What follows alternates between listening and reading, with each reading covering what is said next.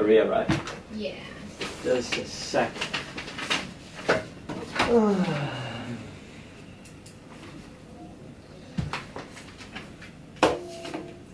Sign here, please.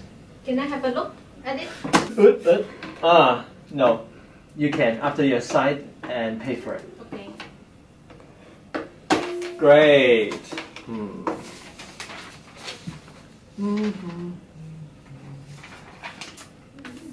Now, it's okay now. You can leave. Can I have the receipt, please? Oh, no. Your receipt is included here. So you can leave now. Oh, so is it done? Yeah, you can leave now. But there isn't any detail of my employer. Can you tell me about it?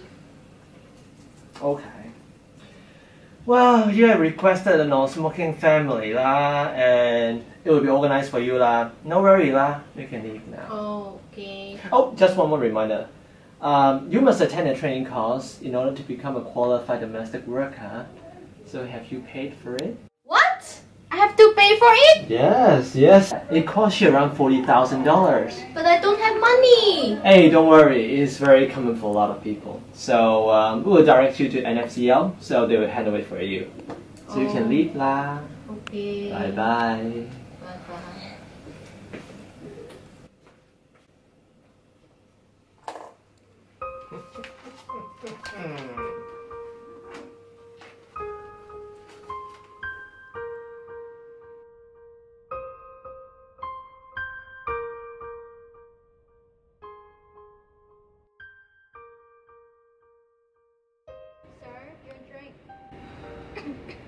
Hey, why are you coughing? You contaminated my drink.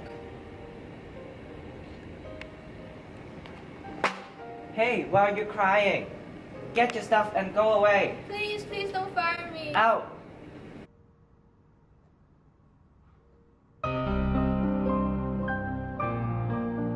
Next, please.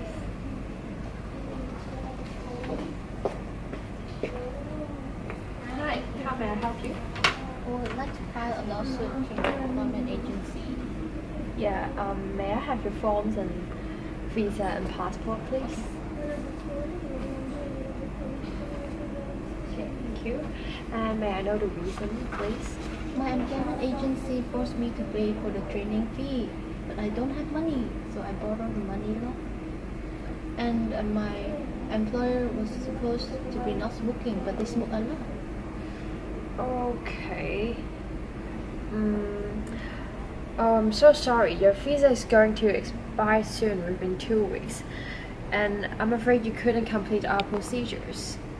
Oh, so is there any other way to extend my visa? Well, yes, there is actually an extension application, but you can only stay a maximum of 4 more days, and it costs $160 per application. Do you want to apply it? 160? Yes.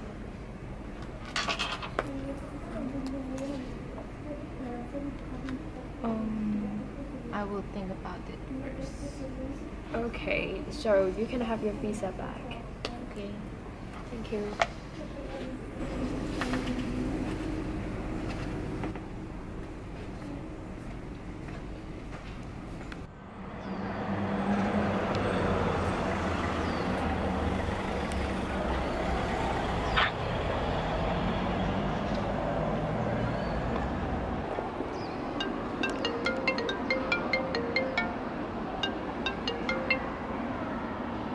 Hello? Hello, my dear. Do you miss my voice? It sounds familiar, but who are you? Well, my dear, you should remember me. You have missed your last dad. Oh, but I didn't get any money from the loaner, so why should I pay for that? I don't know. This is none of my business. All I know is that your agent had arranged a loan agreement between you and me when you first arrived to Hong Kong. Remember that? Now it is the time for you to pay. But isn't it illegal? Illegal? Remember, you have signed a loan agreement with us. How do you want to complain, huh? Besides, do you want to lose your lovely little job? Remember all the pains and difficulties you have gone through, huh? Oh, you're shameless. You're welcome. Now, let me remind you again, go to 7-Eleven and make a wire transfer with the numbers provided by your agent. Make it like you're transferring back to your home, alright? Okay. 3 days, 3 days.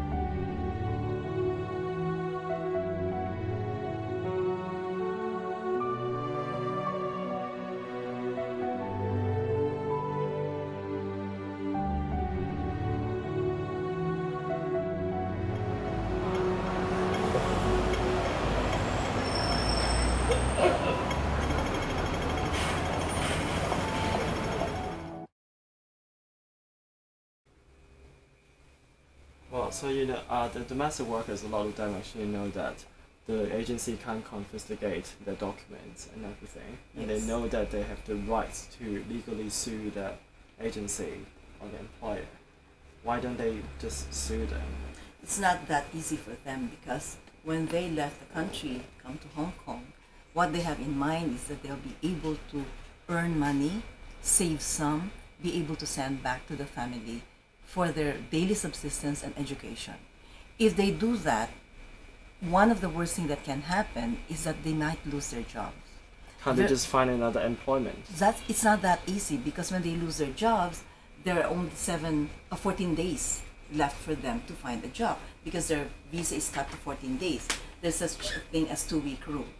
And that 2-week rule is not even for them to look for a job, but just pack up and go.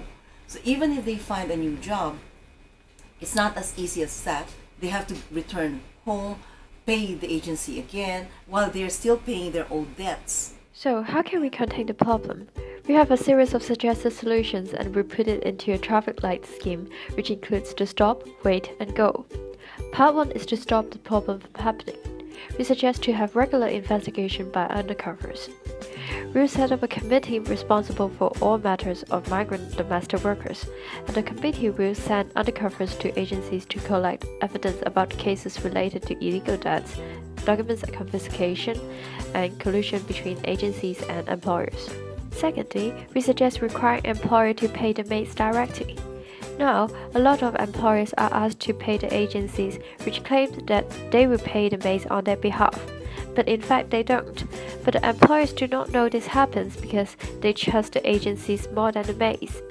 If the payment can only be made directly to the maid, it will prevent agency from taking up a huge amount of money secretly. Thirdly, we suggest increasing the penalty for overcharging. Now, under S57 Employment Ordinance, the maximum fine is 50,000 Hong Kong dollars. This is too low and is not deterrent enough for offenders. We suggest increasing the fine to level 6, which is 100,000 Hong Kong dollars, and criminalizing the offense with penalty of imprisonment. The next part is wait. It is to introduce a buffer. Firstly, we suggest to make employers-employees pre-employment meeting mandatory. It can increase the awareness of the employers and educates the employees about related laws and their rights like holidays, confiscation of documents and pay, etc. It also helps to prevent employers from unknowingly collude with agencies. The second way is to have certification granted to credible agencies by the EAA. The aim is to provide incentives for agencies to obey the rules and regulations. Also, only employment agencies with good track record, say, receive low or no complaints would receive such certificates. We also call for adjustment to existing law of minimum fee placement that agencies can charge to market fair rate. Under the current Hong Kong law, agency can charge only 401 Hong Kong dollars to workers, which is 10% of their first month's salary.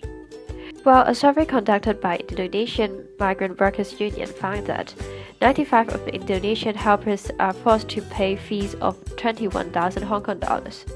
There is a huge gap of around 20,000 Hong Kong dollars exists between the legal fee limit and the market price. Since the legal fee limit is extremely unmatched to the market price, which does not appear to be able to support the business of the agencies, we think that it is an implicit way to encourage agencies to work outside the laws. The last part is go. It means to empower domestic workers to protect their own rights. We suggest to set up a domestic workers' care fund in which employers have to pay 100 Hong Kong dollars annually to the government for hiring domestic workers. Non-first-time employers can be exempted if they do not have any records of abuse or violation of regulations in the past 6 years. If migrant domestic workers show plausible evidence for any illegal issues or abuse they face, and the Domestic Worker Care Fund Legal Department backs their lawsuits, they can apply for the fund to subsidize their daily expenses over the course of their lawsuits. Lastly, in the current situation, a prosecution case against an agency receiving excessive commission can only be brought within 6 months from the time the offense was committed. We suggest to extend the 6-month limit to 2 years, allow domestic workers sufficient time to report the matter to the EAA. That's all of our traffic light scheme suggestion. Thank you for watching our clip, and we hope it has provided you a full picture of the problems faced by the migrant domestic workers in Hong Kong. Please kindly share this video clip to your friends and raise the public awareness of the issues. Thank you.